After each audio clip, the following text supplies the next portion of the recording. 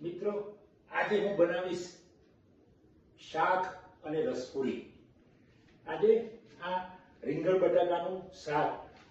રીંગણ કાપવાની પણ એક પ્રેક્ટિસ મારા ગામમાંથી પડેલી, અને પપ્પા શિક્ષક, ખેડૂત બંને, એટલે ખેતરમાં જાય ત્યારે મેં સબ્જી સમારતા એ વખતે મમ્મીએ શીખવાડેલું અમને કે ભાઈ આ રીતે સબ્જી સમારવાની ફટાફટ, અને એ કામ શીખીને અત્યારે મારે ખરેખર કામમાં આવ્યું છે, કારણ કે મને આ ઝીણા ઝીણા કામોમાં ખૂબ મજા આવે છે। અને આપણે કહીશું કે ક્યાં ટાઈમ નથી મળતો? મિત્રો, ટાઈમ તો જીવનમાં ઘણો છે।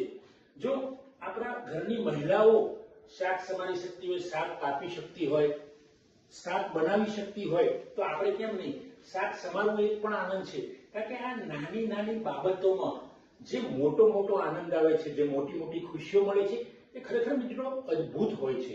કારણ કે આ ખુશીઓ તમને એટલો બધો આનંદ આપે છે કે એની કોઈ સીમા નથી હોતી। કારણ કે તમને આ કામ કરવાની મજા આવે, નાના નાના કામ, શાકભાજી સાથે રમવાની મજા આવે, તમે ચપ્પુ તમે જોવું હોય તો ચપ્પાની ધાર સાથે પણ એક તમે મજાક કરવાની મજા આવે। કારણ કે આ બધું આપણે કલ્પના કરવી પડે, આનંદ લેવા માટે કલ્પના કરીશું તો ખૂબ મજા આવશે। કારણ કે મને, જો હું બેસીને પણ એક શાકભાજી સમારવાનો પ્રયત્ન કરી રહ્યો છું, કારણ કે આમાં પણ એક મજા આવે છે, અને એકદમ ધ્યાન તમારું લીન થઈ જાય છે। આ ધ્યાન લીન થાય એ બહુ મોટી વસ્તુ છે મિત્રો, કારણ કે ધ્યાન જો તમે પરોવાઈ જશે, શાક સમારવામાં પણ જો ધ્યાન પરોવાઈ જશે તો બહુ આનંદ થશે। અને આ શાક બનાવ્યા પછી હું કેરીનો રસ કાઢીશ, અને એ રસ કેવી રીતે કાઢીશ એ પણ હું તમને બતાવીશ।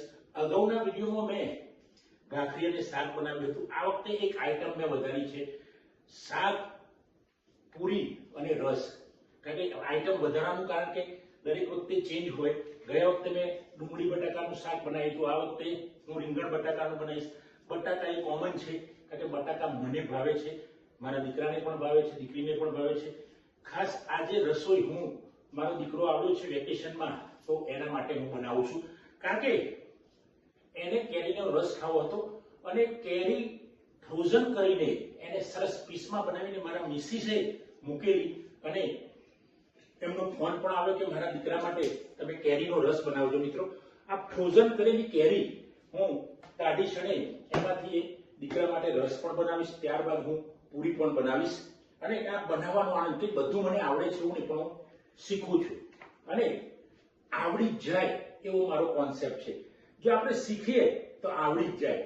હું મારા વિદ્યાર્થીઓને, યુવાનોને પણ ક્યાંક લેક્ચર લેવા ગયો હોય તો કહું છું, સહજ મજાકમાં, આવડી જ જાય। કેમ ના આવડે? કારણ કે જો પ્રયત્ન કરીશું તો બધું જ આવડશે। જો આપણી માં, આપણી બહેન, આપણી કાકી, ભાભી, ગમે તે હોય, આપણી સ્ત્રીઓ, ગમે તે આજુબાજુ, એ જો રસોઈ બનાવી શકતી હોય તો કે ભગવાને એમને ઉપરથી તો રસોઈ બનાવીને શીખેલા મોકલ્યા નથી, અહીંયા આવીને શીખે છે, તો આપણે કેમ ના શીખી શકીએ? અને એ શીખવાનો જે આનંદ હોય, કે નવું નવું શીખવાનો આનંદ હોય, જો આ શાક સમારીને તમને બતાવ્યું એટલા માટે કે એમાં પણ મને મજા આવે છે, તમે જોશો તો તમને મજા આવશે કે નહીં, પણ તમને પણ થશે મિત્રો કે મારે પણ કંઈક જાતે બનાવવું જોઈએ। મિત્રો, આગળ આપણે પાછી વાત કરી શાક બનાવવાની। શાકનું કુકર મેં મૂકી દીધું છે ઉપર, અને હવે આ મારા ખાસ મિત્ર હેપ્પી માટે હું રસ બનાવીશ। આ મારા પત્નીએ, મેં હમણાં વાત કરી એ પ્રમાણે, ફ્રોઝન કરીને મૂકેલો છે, એના દીકરા માટે, અમારા બંનેના દીકરા માટે। એ અદ્ભુત મિત્ર છે મારો, ખૂબ મજા આવે છે, તો એ મારી હેલ્પમાં આવે છે, પણ મેં એને કહ્યું કે આજે હું જ બનાવીશ તારા માટે બધું, દીકરી પણ આવશે હમણાં, તો એ બંનેના માટે હું સ્પેશિયલ આજે રસ બનાવીશ। અને લગભગ મને ખ્યાલ છે ત્યાં સુધી, અથવા તો મારે માનવું છે ત્યાં સુધી, આ રસમાં, એટલે આ કેરીના પીસ છે, આ ફ્રોઝન કરેલું, એમાં મેં નક્કી કર્યું છે કે ખાંડ નહીં નાખવી, ખાંડ વગરનું, ડાયાબિટીસ ન થાય એ માટેનું હું કહું છું। હવે આ મિત્રો ચાલુ કર્યું મશીનથી, આ મશીનથી જો આમ તો મિક્સરથી પણ થાય, પણ હું વર્ષોથી આમાં પણ કહું છું, મિક્સરમાં પણ મેં રસ કાઢેલો છે, અને ખૂબ સરસ આમાંથી રસ એટલો બધો સરસ નીકળે છે કે મજા આવે ખાવાની। આ આઉટ સિઝનમાં આપણને, એટલે કે અમને રસ ખાવા મળશે। પહેલા લોકો ઘરડા માણસો એટલે મારા પપ્પા જેવા માણસો એમ કહેતા હતા કે ચોમાસું આવી જાય તો રસ ખવાય નહીં, કારણ કે એની અંદર જંતુઓ પડી જાય. પણ મિત્રો એ વખતે બધાની પરિસ્થિતિ એવી હતી કે દેશી કેરીને જે અમુક કેરી હોય એ પૂરતી જ હતી, અને જેને અત્યારે આપણે તોતા કહીએ છીએ કેરી, એ પેલા એને હાફૂસ અને ગામમાં કહેતા હતા. એ કેરી જોઈને ખુશ થઈ જતા હતા. તોતાની અત્યારે શું વેલ્યુ છે આપણે સૌ જાણીએ છીએ. જો મિત્રો આ રસ સરસ જાડો, આ રસ તમને દેખાશે, આ રસ મેં અત્યારે કાઢ્યો છે બિલકુલ સરસ. અને આ રસમાં બિલકુલ પાણી નથી કરવાનું, પાણી નહીં, એની અંદર ખાંડ નહીં, બસ આવો જાડો રસ. અને અમે હું, મારો દીકરો અને મારી દીકરી ત્રણેય જણ અમે થોડીક વાર પછી એનું જમીશું. પણ હજુ પૂરી બનાવવાની બાકી છે. શાક પણ અહીંયા કુકર ઉપર ચડી રહ્યું છે. શાકનું મેં રિપીટેશન એટલે ના કર્યું કે શાકની આગળના વિડીયોમાં મેં વાત કરેલી, એટલે વારંવાર કરવાની જરૂર નથી. શાક પણ ચડશે એ દરમિયાન મેં અત્યારે જો તમે રસ કાઢી નાખ્યો છે, અને એ રસ કાઢ્યા પછી હું અત્યારે લોટ પીચીશ, પૂરી માટેનો સ્પેશિયલ લોટ.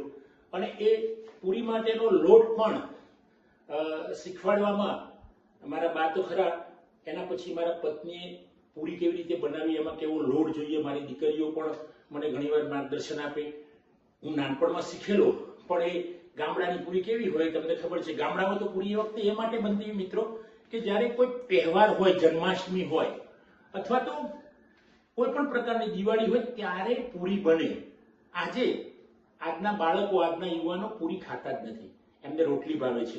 એટલે પરિસ્થિતિ કેટલી બદલાઈ છે. આજના જમાનામાં ટેકનોલોજી વધી છે, વિકાસ થયો છે, ખૂબ વિકાસ થયો છે દેશનો, યુવાનોનો વિકાસ થયો છે. ત્યાં કેરી પણ આઉટ સિઝનમાં આપણે ખાઈ શકીએ છીએ, કારણ કે એની સિસ્ટમો અલગ અલગ નીકળી છે. જુદા પ્રકારની કેરીઓ આપણને જાણવા, કેરી તો હતી જ પહેલાથી જુદા જુદા પ્રકારની ચોમાસામાં ખવાય, પણ અત્યારે આપણને ખબર પડી. પણ ફ્રોઝન કરેલી કેરી પણ આપણે ખાઈ શકીએ છીએ, એની પણ ખબર પડી. તો મિત્રો હું હવે આગળ પૂરીની વાત કરીશ તમને. પૂરી દોસ્તો આ પૂરી પણ બનાવવાનું શરૂ કરી દીધું છે. પૂરી સરસ ફૂલી રહી છે, હું તમને બતાવું છું. કાકા એક અનેરો અનુભવ, જે પરસેવો થતો હોય, જમવા બનાવવામાં પરસેવો થાય અને પરસેવાની જે ખાવાની મજા આવે એ ખરેખર અદભુત હોય છે. જો મિત્રો આ પૂરી ફૂલી ગઈ છે, એકદમ ફૂલેલી પૂરી સરસ. પાછી ફરીથી હું નાખીશ, જો આ ફરીથી હું પૂરી નાખીશ. જો આ પૂરી પેલો મારે નકશો બનતો તો હવે લગભગ પૂરી બનવા આવી ગઈ છે, એટલે પૂરી પણ બનાવતા આવી ગઈ છે સરસ. અને હવે હું આટો લઈને એક પૂરી બીજી વણીશ, ત્યાં સુધીમાં પેલી પૂરી થશે. આ વણવાની પણ એક મજા છે, કારણ કે જે રીતે ખાવાની મજા આવે છે એવી રીતે બનાવવાની પણ મજા આવે છે. અને આ બનાવવાની મજા એ ખરેખર એ તો જે બનાવતું હોય, જેને આનંદ હોય, જેને શોખ હોય એને મજા આવે. શોખ કરતા પણ વધુ એ છે કે આપણને જે બનાવવાની વસ્તુ હોય છે એ ખૂબ અદભુત રીતે. જો આ પૂરી ફરીથી ફૂલે છે, બસ એમ જ પૂરી. કારણ કે પૂરી મેં હમણાં તમને વાત કરી કે પૂરી તો કોઈક સારા તહેવારના દિવસે જ ખાવા મળતી, પણ અત્યારે તો આપણે બધા જ લોકો રોજ ખાઈ શકીએ છીએ. અને આ રસોડામાં હું પરસેવાથી પણ રેપઝેપ થયો છું, પણ છતાં પણ મજા આવે છે. કારણ કે આપણે નાનપણમાં જે ખેતરોમાં ભર બપોરે ઉકળતા, ઉનાળામાં જે દોડતા, એના કરતા પરસેવો સારો છે. પણ એ પરસેવામાં પણ મજા આવતી, એટલે તો આ પૂરી અમે શીખી શક્યા છીએ મિત્રો. જો બીજી પૂરી હું નાખીશ અને આ રીતે પૂરીઓ મારી બનતી જશે. ખૂબ મજા આવે છે. આ કામ કરવાની પણ એક મજા છે, અને કામ કરતા કરતા આ ઝીણી ઝીણી ખુશીઓ મળે છે, એ ખુશીઓને માણવાની ખૂબ મજા આવે છે. અહીંયા એક બાજુ પૂરી કરાય છે, બીજી બાજુ હું પૂરી વણું છું, અને આમ પૂરીઓ બનતી જાય છે. જીવન પણ મિત્રો આવું જ છે.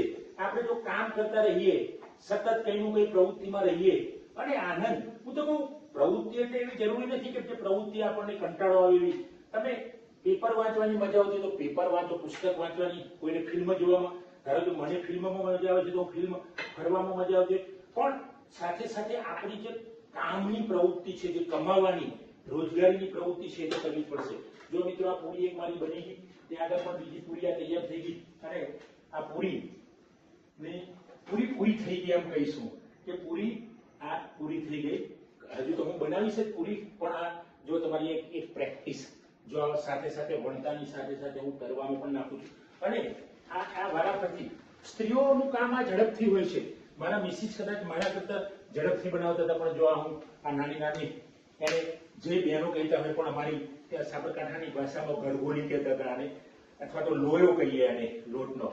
તો એ અલગ અલગ નામો, એના પ્રદેશ પ્રમાણે નામો અલગ અલગ હોય છે, પણ ખરેખર તો આ જે બનાવવાની અને જે, જો કે હું શીખતો નથી, મને આવડેલું જ છે, પણ જે બાબતો નથી આવડતી હું માની લઉં કે આવડી જ જશે એમ માનીશું એટલે આવડી જ જાય છે મિત્રો.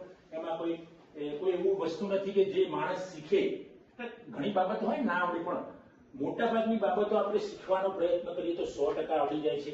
અને એ આવડ્યા પછી ક્યારેય ભૂલાતું નથી. જમવાનું એકવાર આવડી ગયા પછી આપણે ભૂલી ગયા નહીં, તરવાનું એકવાર આવડ્યા પછી આપણે ભૂલીએ નહીં, સાયકલ ચલાવતા એકવાર આવડી ગયા પછી ભૂલાય નહીં. તો મિત્રો આ છે મારી રસોઈ આજની. રસ પૂરી શાક અહીંયા કુકરમાં બની ગયું છે. રસ મેં તમને બતાવ્યો હમણાં, રસ પણ બની ગયો છે. અને હવે અમે એ થોડીક વારમાં અમે સ્નાન કરીશું, નાયા પછી સરસ બેસીને અમે જમીશું અને જમવાની મજા લઈશું, કારણ કે જાતે બનાવવાની જમવાની ખૂબ મજા આવે છે. થેન્ક યુ દોસ્તો. જય હિન્દ, જય ભારત. સાથે આ તમને છેલ્લી પૂરી બતાવતો જઉં છું. આવજો મિત્રો.